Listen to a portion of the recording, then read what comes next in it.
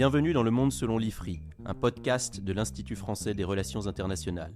Je suis Marc Ecker, directeur adjoint de l'IFRI et rédacteur en chef de la revue Politique étrangère. Je co-anime ce podcast avec Cathy Hamilton, chargée de projet à l'IFRI.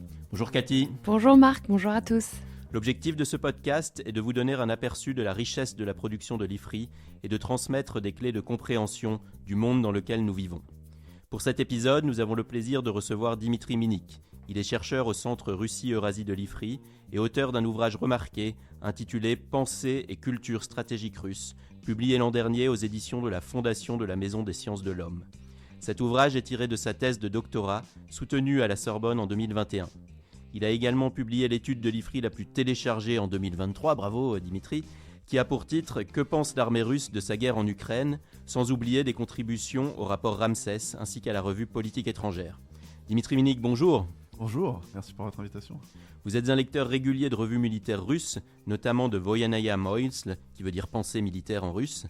Vous avez montré dans vos écrits que vous pouviez entrer dans des considérations tactiques, opératives ou stratégiques très précises. Tel n'est pas toutefois le but de ce podcast, qui ne s'adresse pas uniquement à des spécialistes des questions de défense. Je vais donc commencer par une question générale.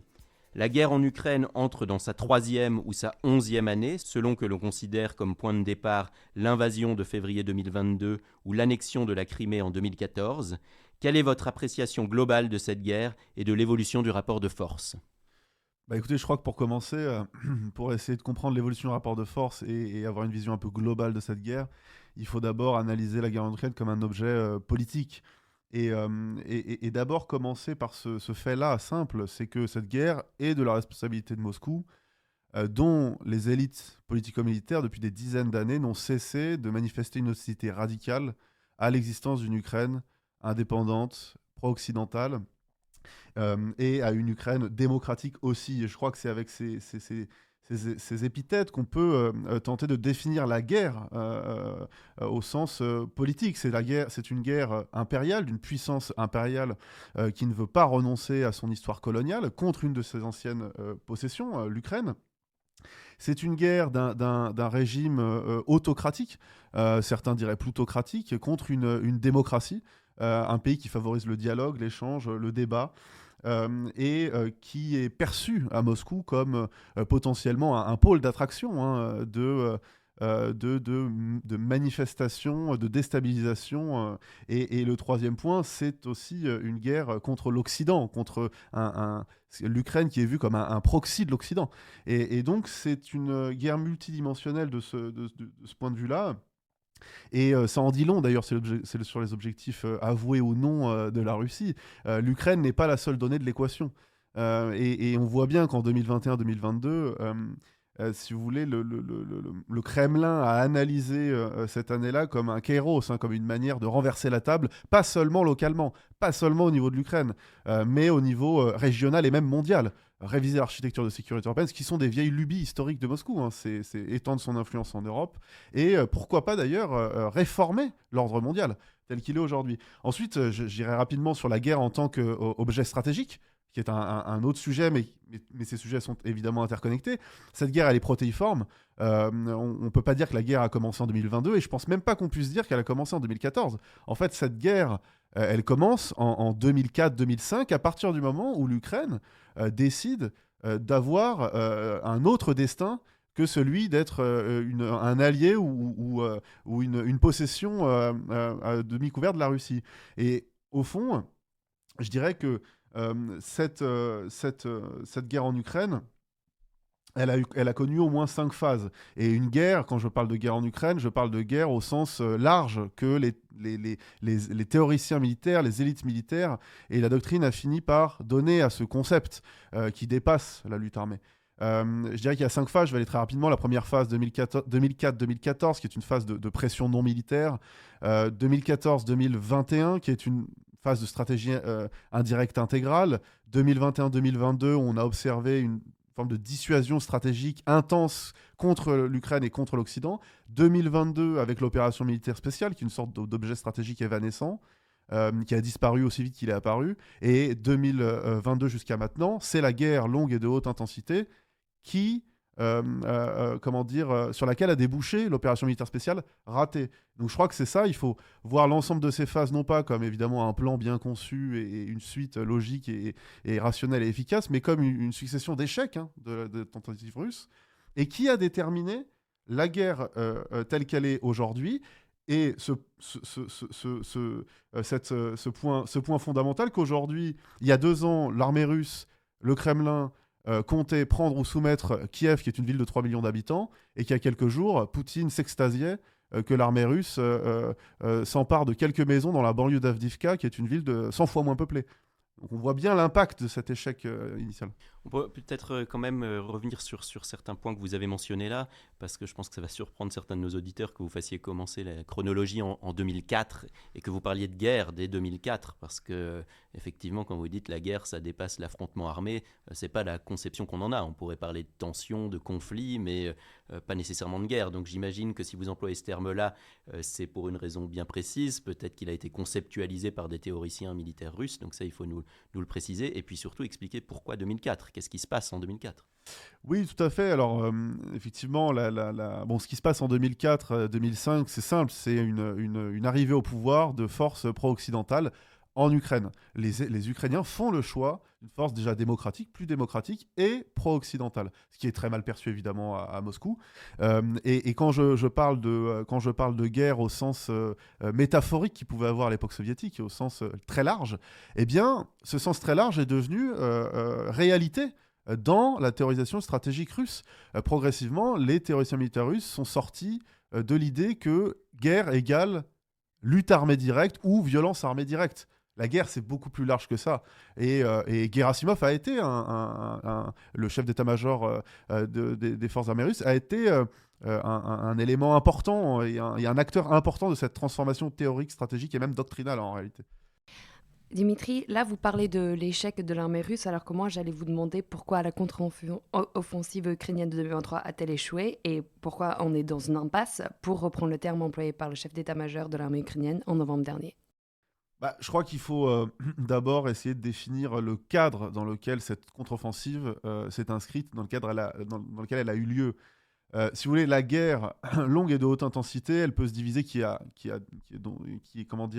laquelle a débouché l'opération militaire spéciale ratée, elle peut se diviser grossièrement en 3 phases. La première phase, qui est une phase de mouvement, qui s'est jouée entre février et mars 2022, et qui s'est soldée par une retraite partielle de l'armée russe des environs de Kiev, du nord et de l'est du théâtre ukrainien, et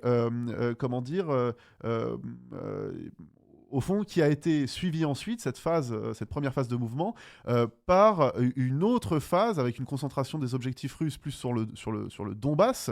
Alors, une révision des objectifs stratégiques russes à ce moment-là, à partir de mars 2022, qui n'est pas une révision des objectifs politiques. L'objectif politique reste très, très probablement encore la soumission de l'Ukraine comme acteur politique. Et cette première phase, elle a été suivie d'une autre qui elle-même s'est soldée en septembre, jusqu'à septembre-novembre 2022, par une succession de 2 défaites russes.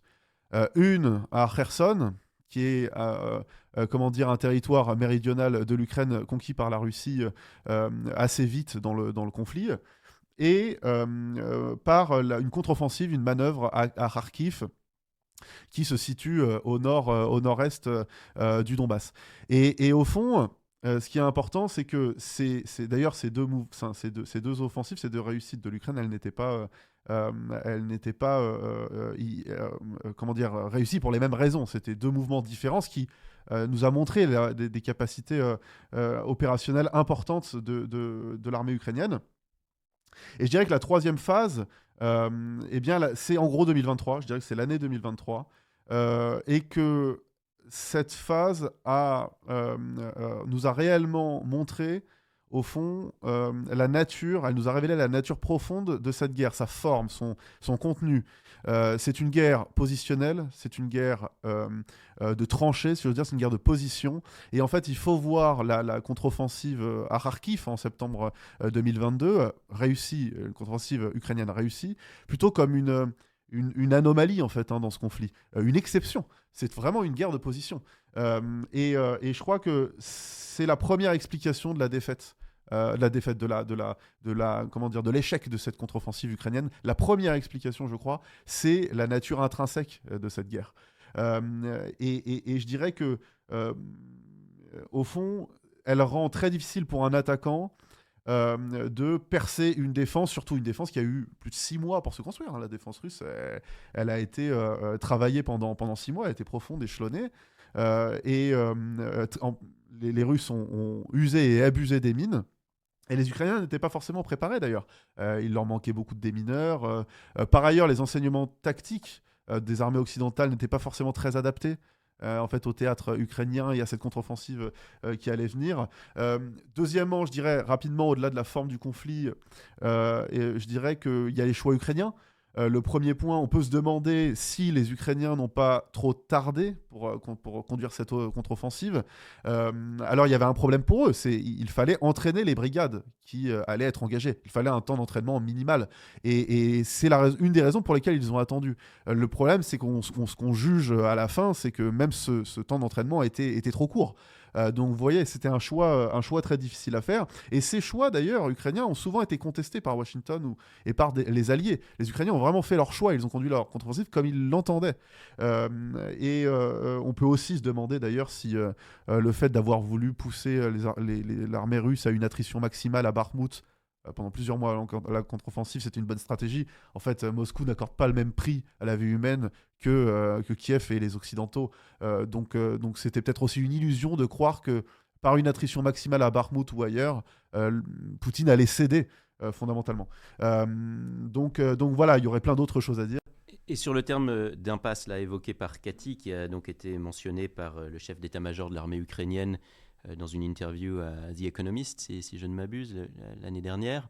Qu'est-ce que vous en pensez? Alors, je pose la question notamment parce que dans le prochain numéro de la revue Politique étrangère, là, qui sort en mars 2024, il y a un article signé à plusieurs mains d'Elie Tenenbaum, de Johan Michel et d'Olivier Schmitt, qui parle d'impasse en trompe-l'œil, en disant qu'en réalité, cette vision de l'impasse est peut-être une illusion, ou en tout cas elle est temporaire, et qu'à un moment donné, il va y avoir à nouveau une prise d'initiative d'une des deux parties, et que ce conflit peut évidemment évoluer. Et évidemment, d'ailleurs, je crois que quand on parle de guerre de position et de guerre de tranchées, il faut pas se méprendre. Cette guerre est très dynamique.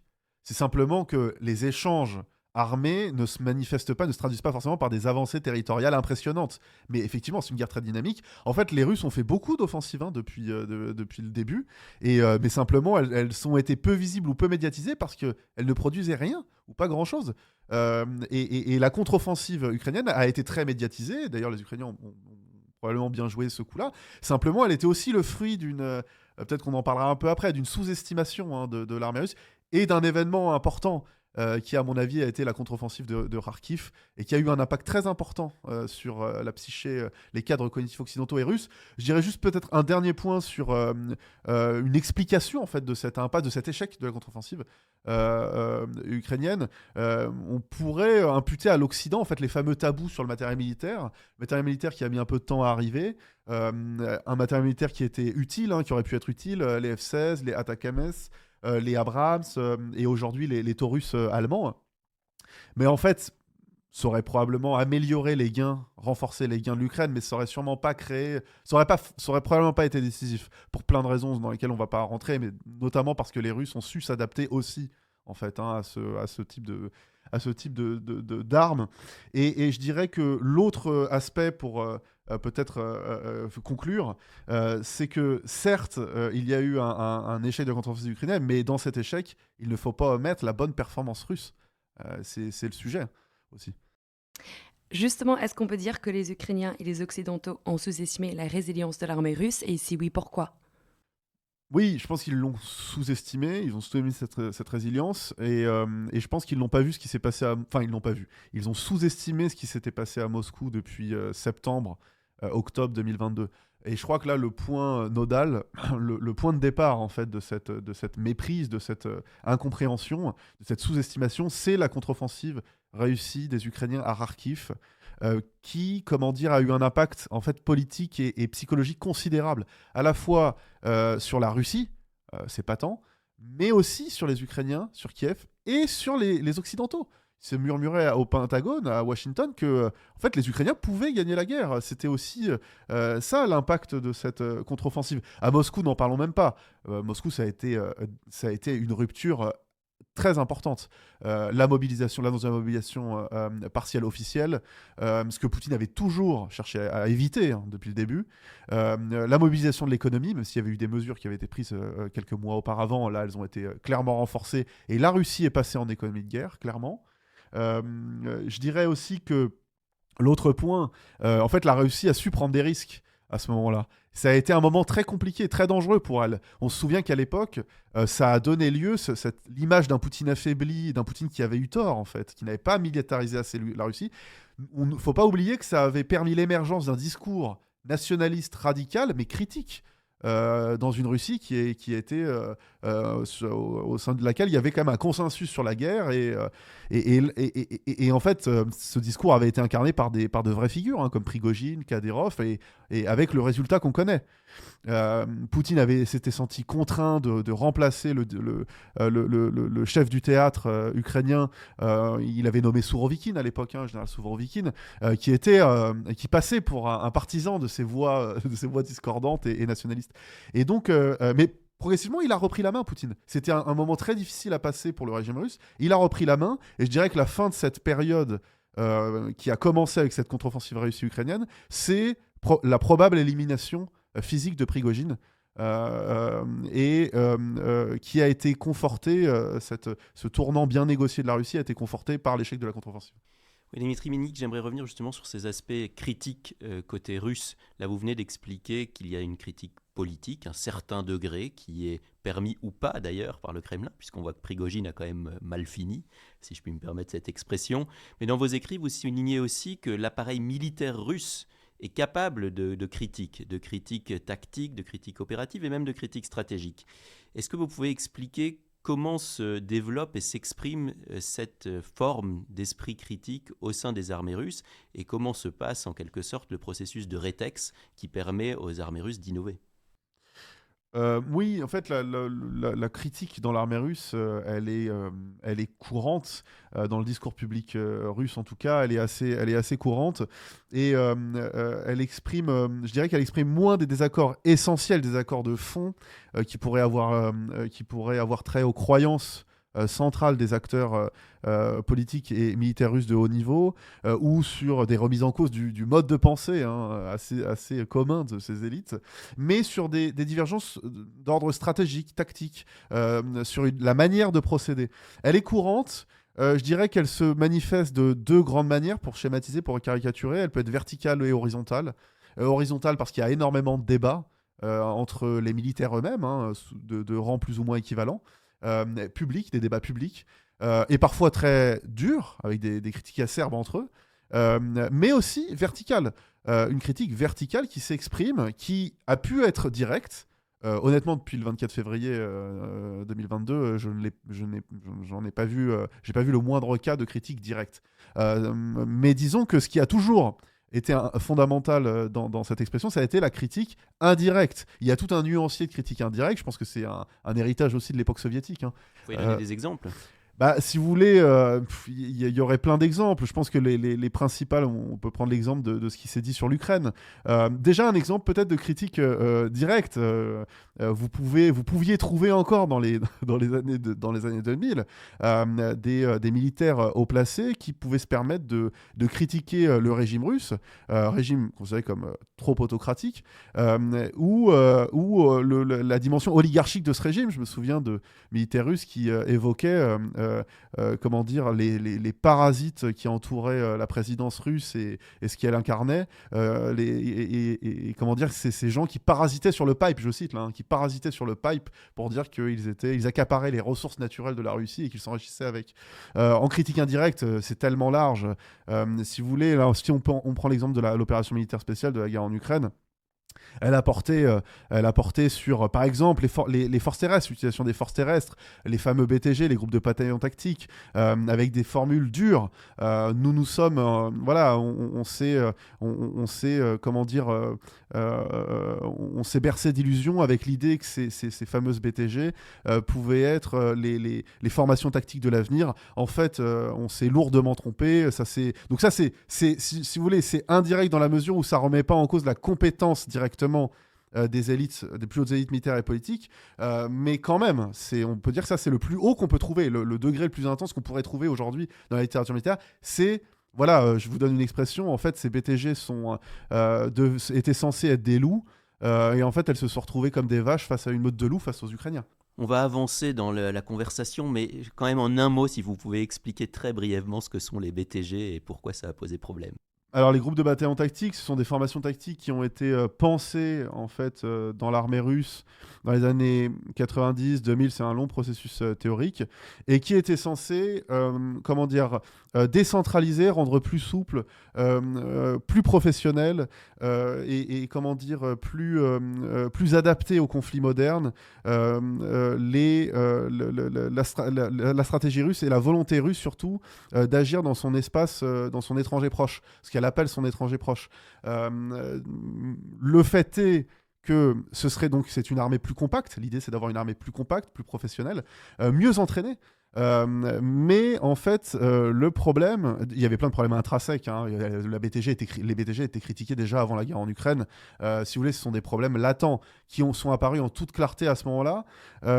Et en fait, ils se sont retrouvés avec un manque d'organisation, un manque de structure. Et comme je vous disais, des problèmes qui précédaient la guerre, c'est-à-dire des BTG qui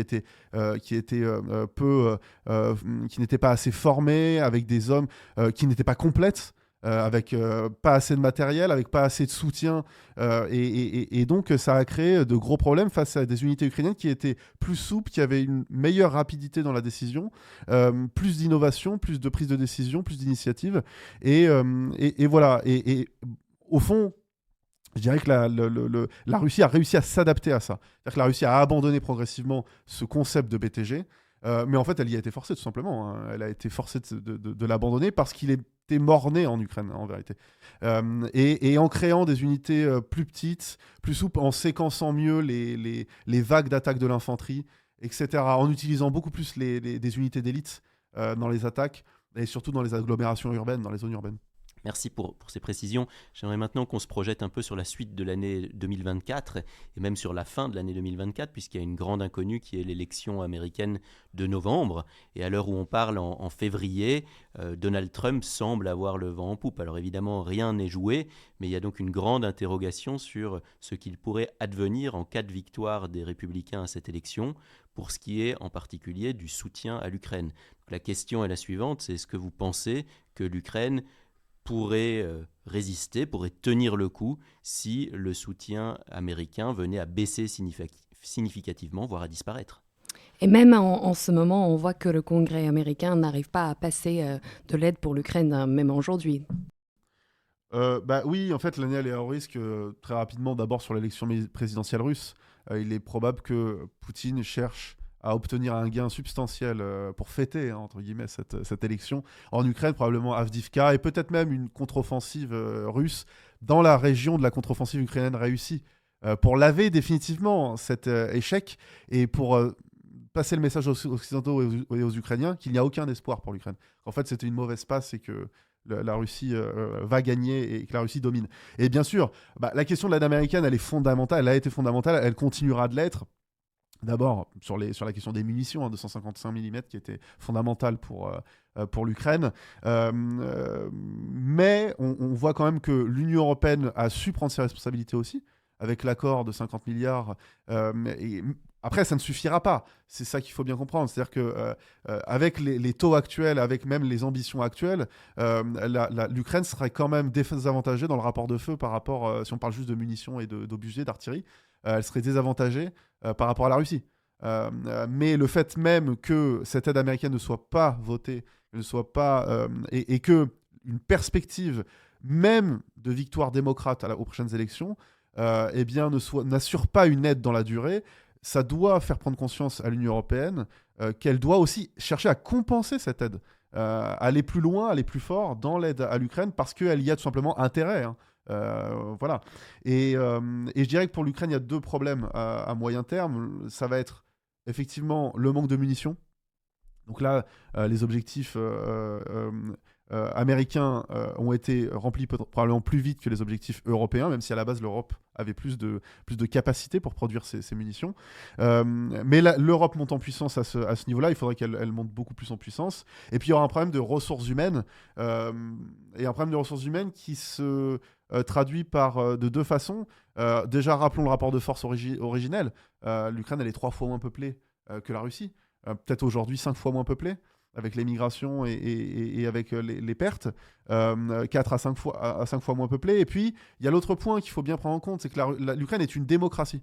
L'Ukraine, elle peut pas, Zelensky ne peut pas décider demain dans son bureau tout seul de mobiliser 400 000 hommes et de les envoyer au front.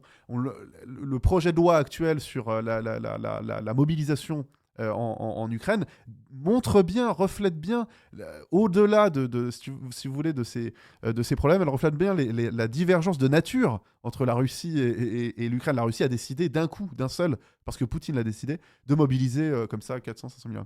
L'Ukraine, c'est pas la même chose, et c'est à la fois sa force d'être une démocratie, mais c'est aussi probablement une faiblesse face à des pays dictatoriaux ou à des autocraties. Dimitri, pour terminer, à plus long terme, quel scénario de sortie de guerre peut-on envisager ? Scénario de sortie de guerre, moi je vois 2 types de scénarios, soit 2 types de scénarios, soit de fin ou de pause significative des actions de combat, soit une sortie de guerre par une forme de une négociation précoce, soit par un épuisement d'un des 2 belligérants, suivi au nom d'une négociation d'ailleurs. Alors, on parle souvent de la possibilité que Trump puisse mettre fin à la guerre avec un accord, une négociation entre Poutine et Zelensky. Mais je crois qu'on ne dit pas assez que c'est assez peu probable que Trump y parvienne pour plein de raisons. Je dirais que la première, c'est que les Ukrainiens ne voudront pas céder leur terre parce qu'ils savent aussi que ça ne signifierait pas, en fait, un accord de paix avec la Russie ou un cessez-le-feu ne signifierait pas la fin de l'agression russe. Et ça, c'est le premier point.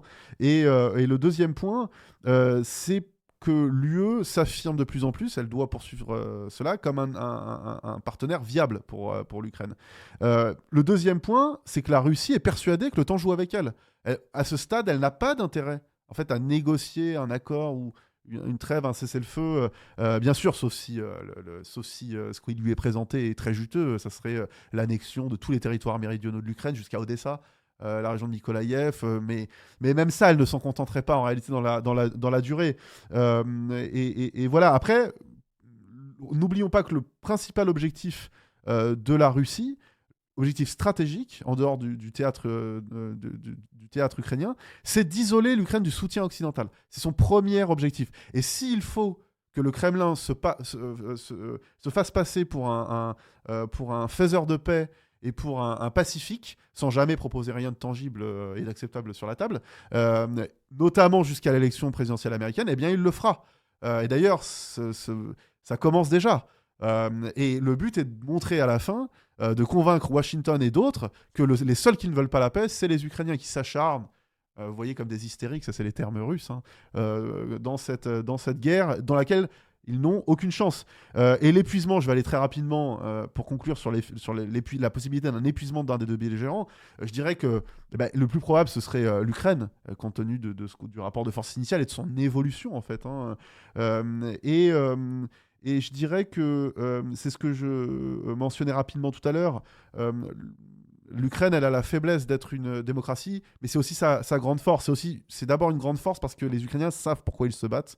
Et c'est peut-être le point fondamental. Mais en même temps, c'est une faiblesse parce que l'Ukraine est confrontée à un manque de visibilité, à une potentielle instabilité et un potentiel manque d'efficacité. C'est vrai en Ukraine, mais c'est vrai aussi aux États-Unis. C'est vrai en Europe.